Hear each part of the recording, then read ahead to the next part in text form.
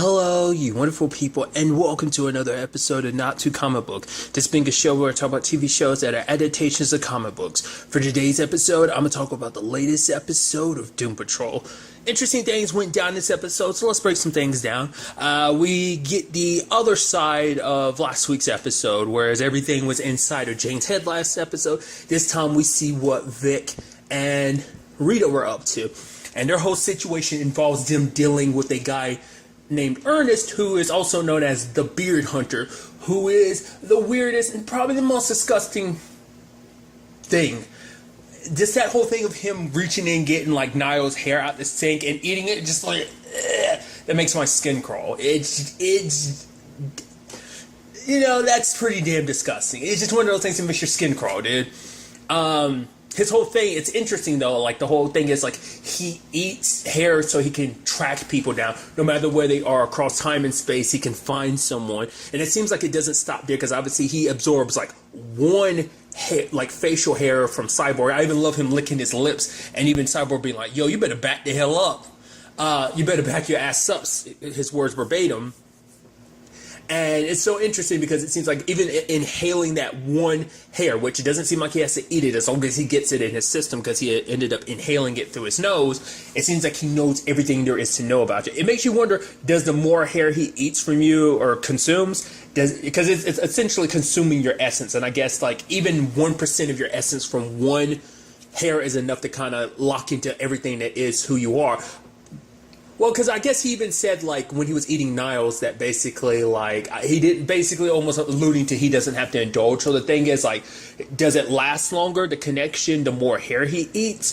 Does it have no effect? Is it just for his own little thing? I don't know. What's interesting, though, is the people who sent him on this mission is the Bureau of Normalcy, which is interesting because we know they hunt down anything that's not normal. So you're willing to work with someone not normal to capture Niles. Because I guess that just shows you how important Niles is in this whole situation. I mean, to be fair, everything with him and the Doom Patrol, like everything he's got cooked up with that. But also, well, the original Doom Patrol plus the new Doom Patrol, his, crew at Doom Manor with everybody. So probably that, but a combination of everything related to Niles is connected to the odds. So I'm sure for them, they're wanting to swipe up everything. But I guess Niles himself is probably the biggest aspect of it, because we end up learning that Niles actually belonged to the Bureau of Normalcy back when it was the Bureau of Oddities. That basically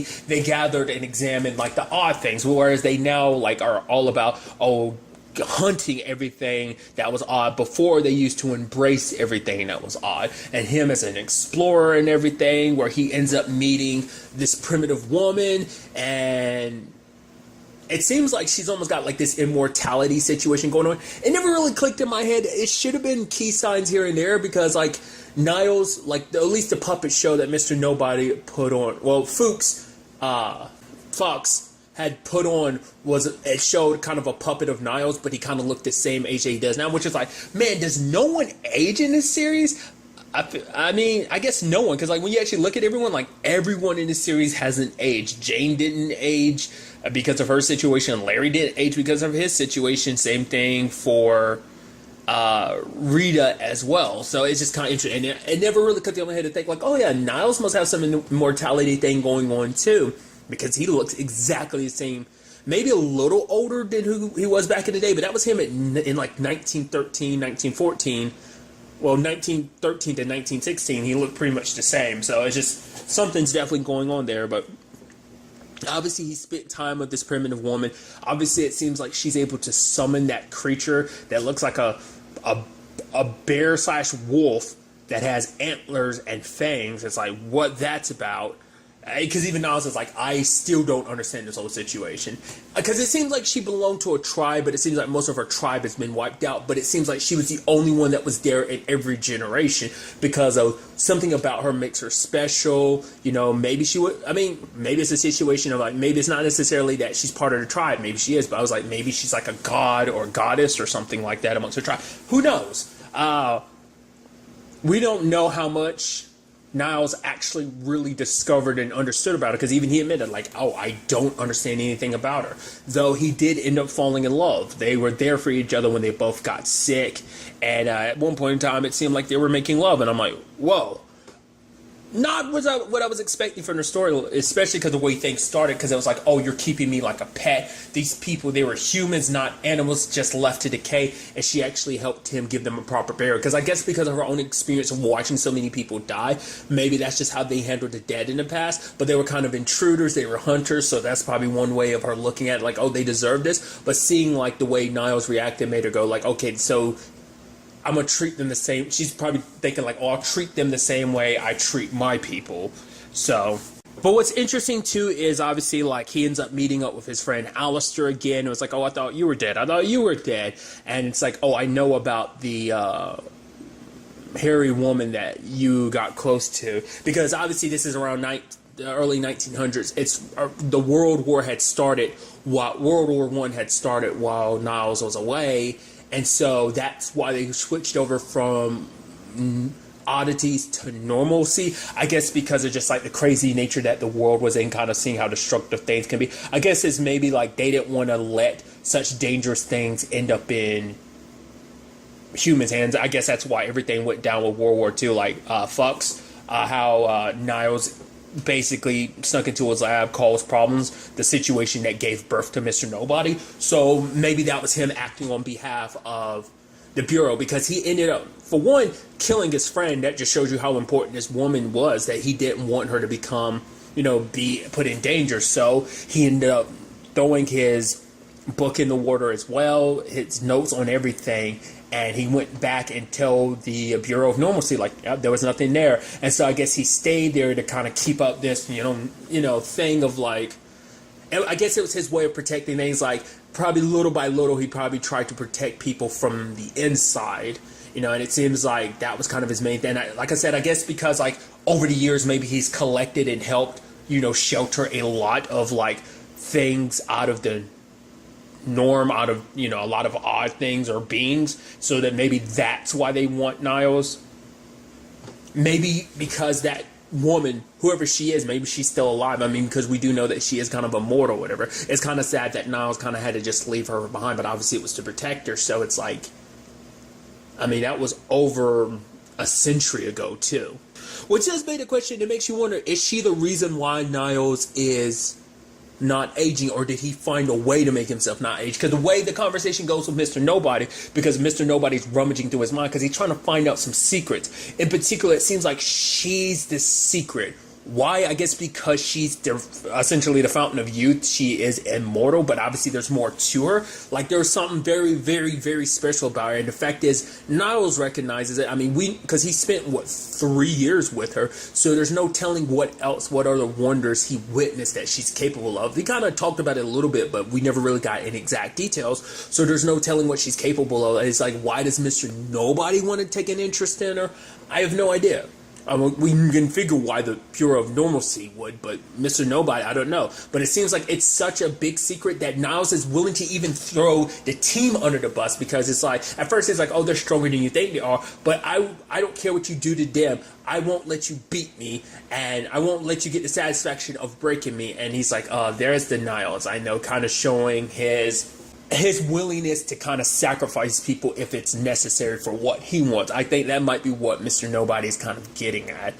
So the fact is, it almost seems like Niles isn't cracking on that front. Is it because he's hopeful that the team will work out this whole situation, or is it just because protecting her is way more important? Because I guess maybe she's kind of the end-all be-all, like, if Mr. Nobody gets his hands on her, it's the end of everything type of thing. Like, she might be like some Omega situation. I have no idea. It's so interesting. Like I said, we get a little step in that direction of knowing more about Niles, but every time you come across someone, it's like, you don't know Niles. You don't know Niles. You don't know his secrets. I mean, that's something even the Beard Hunter brought up. It's like, the fact of the matter is, there's so much he's hiding from you. And the fact of the matter is, even suggesting that Cyborg doesn't even want to find him, because the fact of the matter is, you might not like what you find at the end of all of this. Which, obviously, he ended up kicking Cyborg's ass without even really having to fight back, because he knows because he connects to, by sniffing that one facial hair, he was able to connect to Cyborg's stem of his brain, and was like basically able to kind of see and know everything about him and be able to predict his moves. But then the whole thing with Cyborg 2 is it seems like he's lost control. Ever since he got reset, he hasn't quite been right. And so I'm wondering, is it because obviously he's not fully machined, that he's part human? So I'm wondering, is that playing a role in that? Because even at one point, it's like, oh, someone else is taking control. So it's like, was that Mr. Beard? Was that Mr. Nobody? It's not his dad, because he's the one that's supposed to have all access. So it's like, maybe there's something in his system, like a virus that got introduced that was planted by somebody at that point in time that led to this going down. I have no idea. I even love Cyborg being like, yeah, our only lead literally got away because he kicked my ass with beard magic, which is like a statement you never would have thought you would hear. I do love the fact is that it made it seem like Ernest is just some weirdo loser, and it's like, no, I even love him being like, oh yeah, I've kind of taken my steps to being a supervillain or something like that. I wonder, is that who he is? Like, is he a villain from the comic books or something like that? Either way, what's interesting though is at the end he finds his way to Niles, but it turns out not to be Niles. It's like I don't know if it's necessarily a pinata of him, but it has like button eyes, which kind of makes me think of Coraline, but nevertheless. But it's not really him, but the hair led him there, and then he gets attacked by that creature that comes, that the primitive, the hairy woman is able to summon. So I'm like, okay, so is that supposed to be like Mr. Nobody just screwing with him? Because it's like, oh, I'm going to screw with anyone that comes nearby. So I guess it will help lead them, because Rita did manage to put the tracker on Beard Hunter, but it's like, will it lead them to that? I mean, that depends on how much of Beard Hunter is left. I mean, this might have been his one and only episode because he might have gotten devoured, but that tracker is probably still there, so that might be steps to finding Niles, or just another trap laid by Mr. Nobody. Was that someone else? Because that's the question, like, why would that creature be there not unless Mr. Nobody conjured it? Because it's like, oh, I was inside of Niles' head, this is something new I just discovered that he knows, so why not just use this new thing that I know exists and make it pop up to kill? Or maybe it's connected to the woman. Maybe like at some point in time, Niles went back, tracked her down, and hid her away, and that's supposed to be like a failsafe, like because maybe Mr. Nobody's powers are so powerful that it is blocking Niles, and he tracked down a different Niles. Like maybe Niles had a contingency plan in case someone came looking for him like that, and if anything potentially led to the girl, that this was supposed to be a failsafe. That's what I'm assuming, just because that creature's there and the creature's connected to her.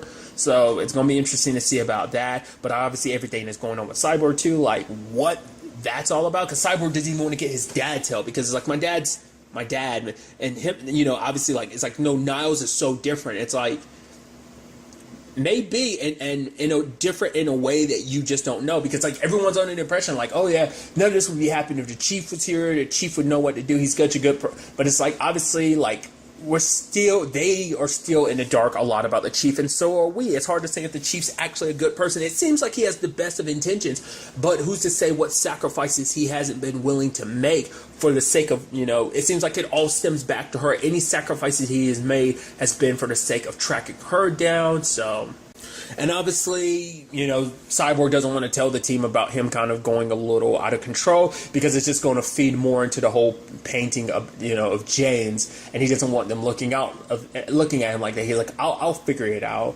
and they're going to obviously continue their search for Niles, but it's definitely interesting. I do love that Mr. Nobody, it's kind of like, oh yeah, the fact of the matter is, I'm putting together this story, and the fact is, this just, became a very important chapter in all of this. What was that about him marrying a Canadian? Was that kind of supposed to be like a reference to like Timothy Dalton himself? Did he, like, is his wife a Canadian? Is that him breaking the fourth wall or something like that? Because we know he does do that. He has the power to do that. Or is that something else? Or is it supposed to represent like her being? No, because it was like, no, the fact that seemed like such a statement out of nowhere. I'm like, is that supposed to be like, oh, Niles married a Canadian, that's supposed to mean something? Or like I said, is that just supposed to be a reference to Timothy Dalton? I haven't looked into it. That was just something I was sitting here thinking about. Either way, it was just kind of interesting. But I'm curious to see what ends up happening. Obviously, like, Mr. Nobody is going to continue messing with the team, and he's managed to kind of dismantle them. Obviously, they're all off a little kilter, after the therapy episode, but it seems like Jane and maybe Cliff are getting better, but that still doesn't fix the fact is that everyone on the team still has plenty of issues they've got to deal with. So it's going to be interesting to see where all this takes us going forward. Also learning more, like I said, more about Niall's secrets and what this is all about. But really, that's all I'm going to talk about. Till the next time we meet, be happy, be safe, live life to the fullest, and enjoy it. Good day and good